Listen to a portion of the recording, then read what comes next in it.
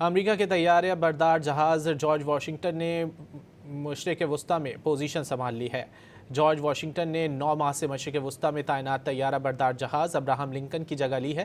ایران جنگ کے موقع پر تعینات ابراہم لنکن پر 5000 سیلرز تعینات تھے۔ اہلکاروں کو کھانے پینے کی اشیاء میں کمی اور واش رومز کی خرابی کا سامنا تھا، جس پر اسے واپس امریکہ بھیج دیا گیا۔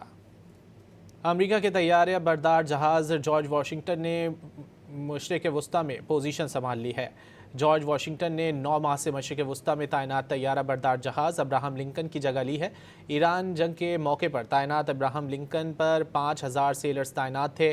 اہلکاروں کو کھانے پینے کی اشیاء میں کمی اور واش رومز کی خرابی کا سامنا تھا، جس پر اسے واپس امریکہ بھیج دیا گیا۔ امریکہ کے طیارہ بردار جہاز جارج واشنگٹن نے مشرق وسطی میں پوزیشن سنبھال لی ہے۔ جارج واشنگٹن نے 9 ماہ سے مشرق وسطی میں تعینات طیارہ بردار جہاز ابراہم لنکن کی جگہ لی ہے۔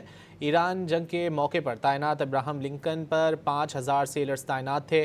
اہلکاروں کو کھانے پینے کی اشیاء میں کمی اور واش رومز کی خرابی کا سامنا تھا، جس پر اسے واپس امریکہ بھیج دیا گیا۔